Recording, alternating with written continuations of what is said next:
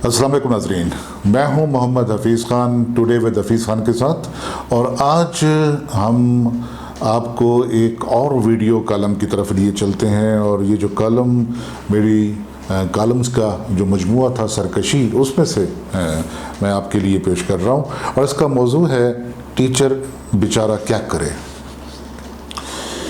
मान लीजिए कि हम एक अरसे से तालीम के नाम पर अपनी आने वाली नस्लों से खिलवाड़ किए जा रहे हैं।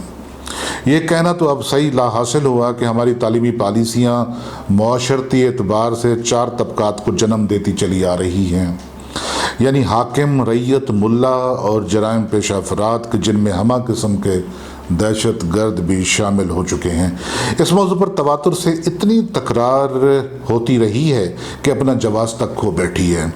हमारे पास पहले अशराफिया के बच्चों को हाकमियत के हुनर से आरास्ता करने के लिए एचिसन जैसे इदारे बराह रास्त हुकूमती निगरानी में कायम किए जाते थे, जिनकी एक और सूरत माज़ी करीब में DPS यानी डिवीजनल पब्लिक स्कूल जैसी अश्कशोई के रूप में अता हुई।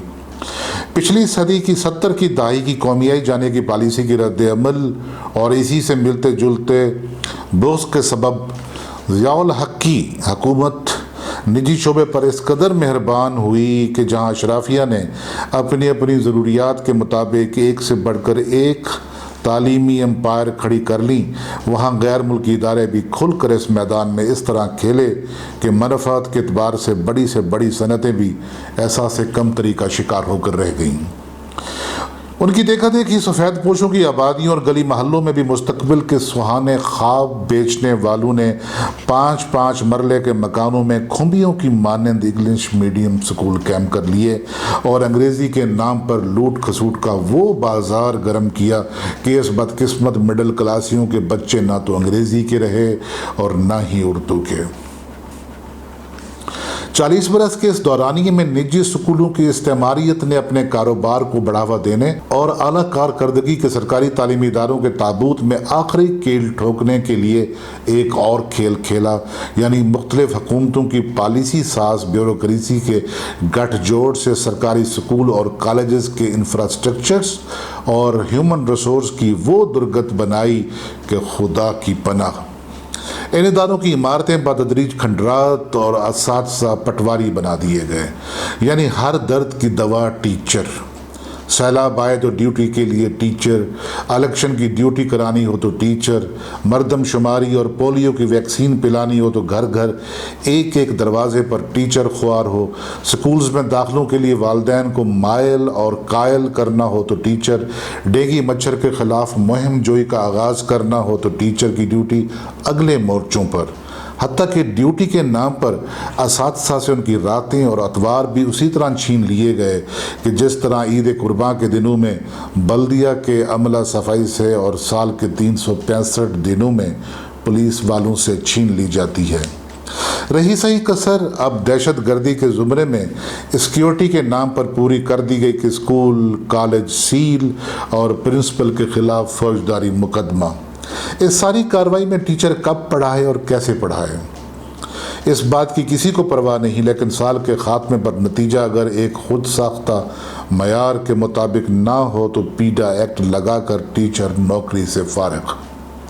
कोई नहीं देखता, कोई नहीं जानता कि साल भर टीचर को क्लासरूम में आने या पढ़ाने का मौका कितना मिला।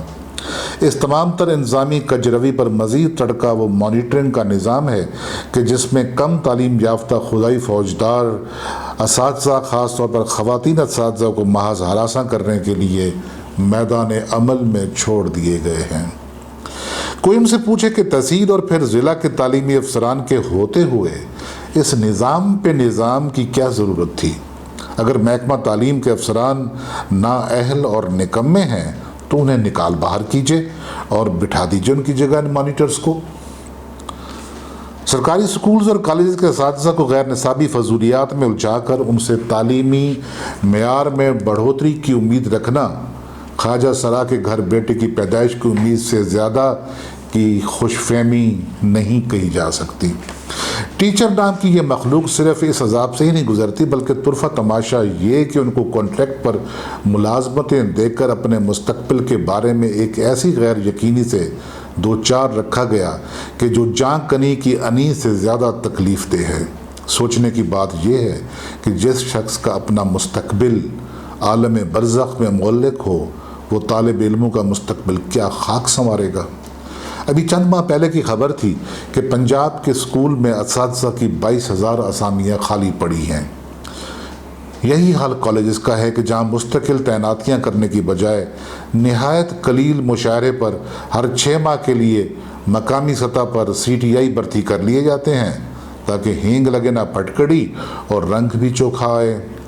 ایسا کوئی نظام کیوں نہیں بنایا جا سکتا کہ ہر سال کم از کم ایک معین تاریخ تک خالی ہو جانے والی اسامیوں کو کسی مقررہ مدت کے اندر باقاعدگی سے پر کر لیا جائے؟ مگر جس محکمے میں اساتذہ کی سینیارٹی کا تعین اور اگلے گریڈ میں ترقی بھی ایک مستقل اذیت کا سامان بن چکا ہو، وہاں خالی اسامیوں پر بروقت تعیناتیاں کیوں کر عطا کی جا سکتی ہیں؟ اس کی وجہ اس کے علاوہ اور کیا ہو سکتی ہے کہ سرکاری تعلیمی ادارے برباد ہوں گے تو نجی یونیورسٹیاں، کالج اور سکول آباد و شاد ہوں گے۔ پاکستان میں ریلوے نظام کی بربادی بھی کوئی سربستہ راز نہیں، بس بیٹری سسٹم نافذ کیا گیا اور ریلوے فلاپ۔ اس سسٹم کے نتیجے میں ایسا ٹائم ٹیبل وضع کیا گیا کہ جس کے نتیجے میں تمام اہم روٹس پر رش کے اوقات میں کوئی ٹرین دستیاب ہی نہیں تھی۔ نتیجہ کیا نکلا کہ ان ٹرانسپورٹروں کی چاندی ہو گئی کہ جو ریلوے بورڈ پر اثر انداز ہونے کے علاوہ بھی مختلف وجوہات کے سبب اس سکیم کے محرک تھے۔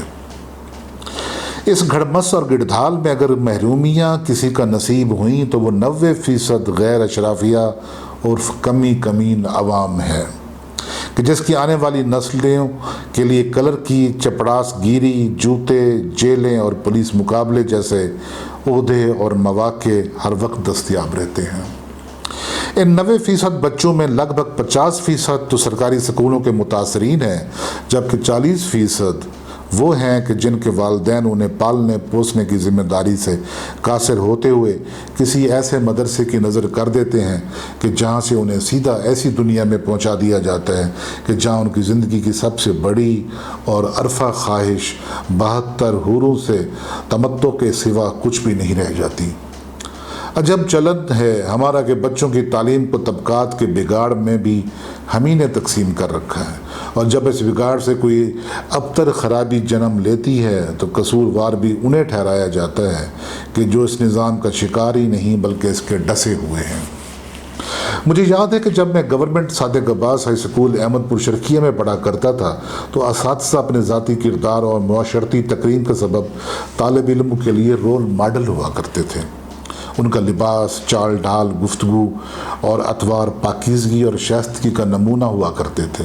یہ غالباً 1966 کا واقعہ ہے کہ ایک صاحب نے مے فلاور کے نام سے کنگن روڈ پر پرائیویٹ سکول بنا لیا، مگر پورے شہر کے شرفاء نے اس لیے اس سکول کا بائیکاٹ کر دیا کہ وہ ایک ملازمت سے برخاست شدہ ٹیچر کی ملکیت تھا، کہ جہاں سرکاری سکول سے بھاگے ہوئے طالب علموں کو مشکوک انداز میں مڈل اور میٹرک پاس کرائی جاتی تھی۔